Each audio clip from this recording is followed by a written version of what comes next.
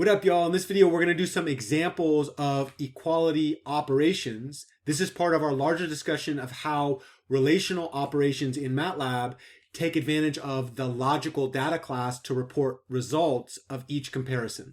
Let's get started by looking at two operators in MATLAB. The first of them is going to be the equal to operator. In the operator symbol representation, that's going to be the double equal sign.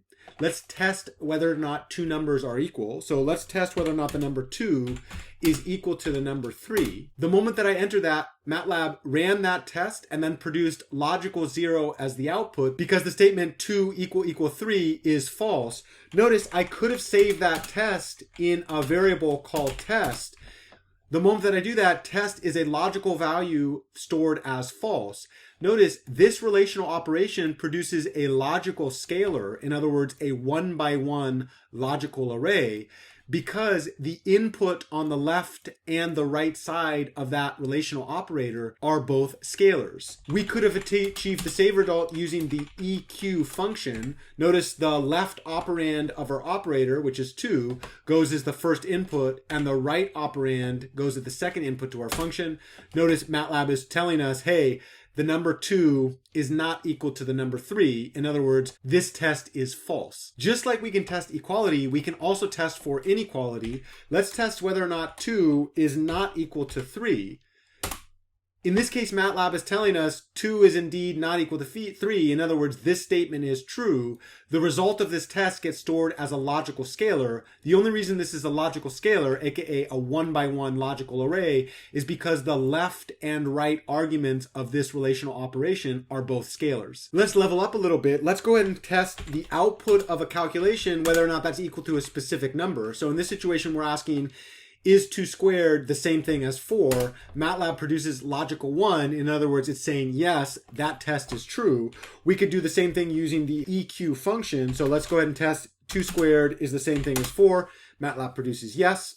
Of course, the opposite of that is to test for inequality. So is 2 squared not equal to the number 4? MATLAB is saying, hey, that test results as false. In fact, it is false that these are not equal. In other words, these are equal. We could accomplish the same test using the not equal function. So let's go ahead and test if 2 squared and 4 are not equal. MATLAB is saying that test is false. Of course, we could also test values of variables stored in MATLAB. Let's go ahead and do a simple one. Let's suppose that we start with 0.7. and then we subtract away 0.4, and then finally we subtract away 0.3. You would think that the value of x is equal to 0, right? So if I tested x = 0, that should be true, no? Let's go ahead and test that. Let's ask MATLAB, is it true that x = 0?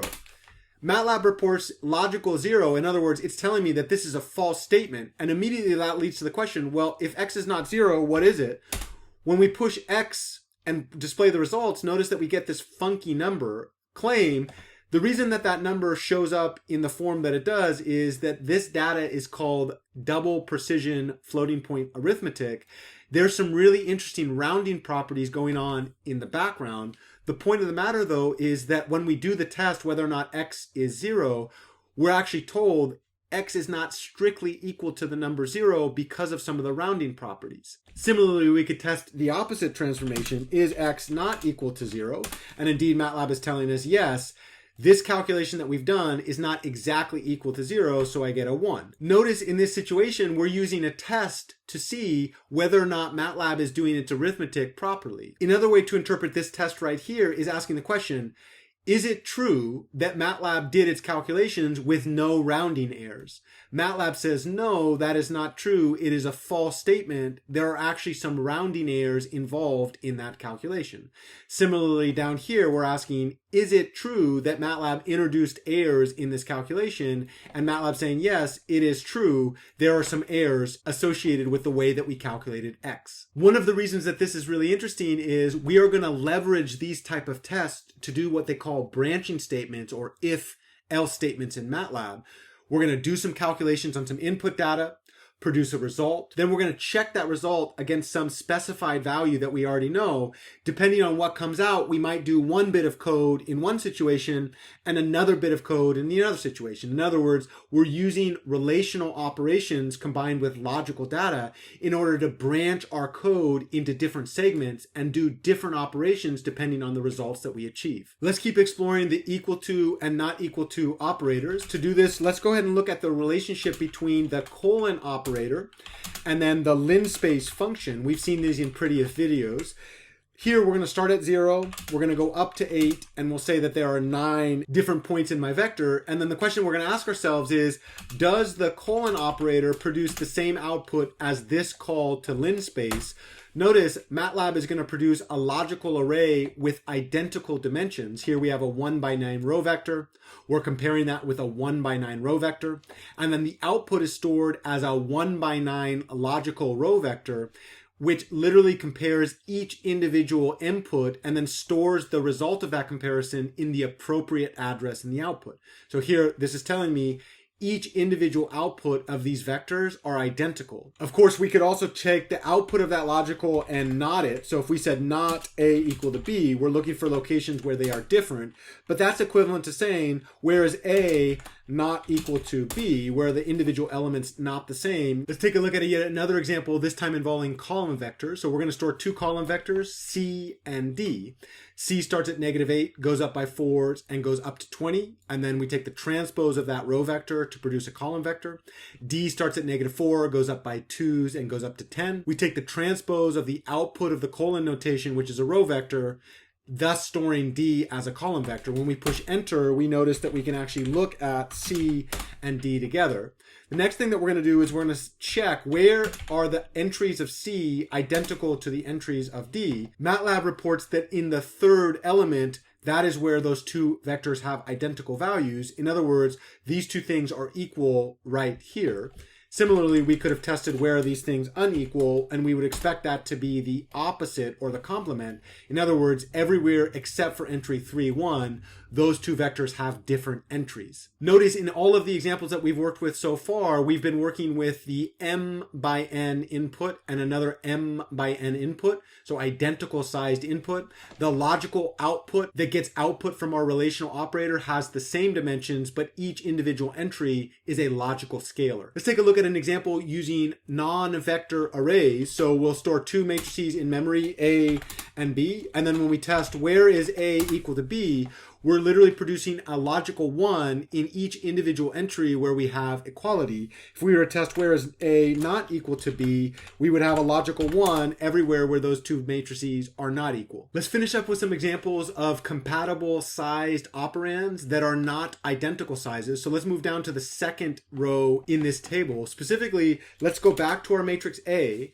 Let's see if we can find which entries of A are equal to the scalar 4. So notice on the left-hand side of this operand is a scalar.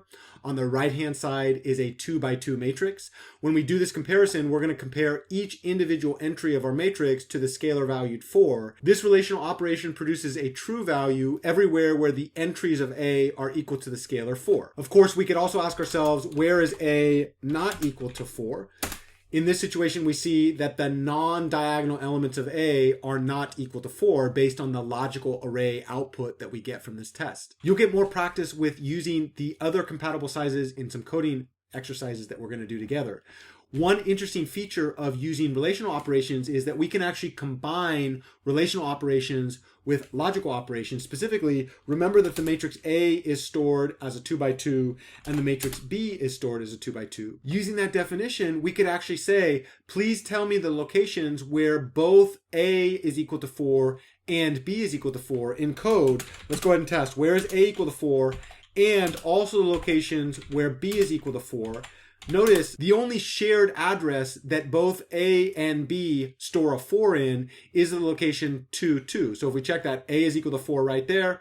B is also equal to 4 in the same location. We could also compare, please show me the location where A is equal to 4 and B is equal to -2. That should be in position 1, 1 because A is equal to 4 in that position. b is equal to -2. So we can do different combinations of relational operations and logical operations to accomplish specific tests that we want to run on the data that we're inputting. In the next video, we're going to explore using the inequality operators to produce similar tests. Remember, the whole idea of all of these operators is that we input, in this case, numerical data, and then the output tests are reported using logical data class in MATLAB. Thank you so much for your attention. I welcome your questions and comments in the links below, and I'll see you in the next video.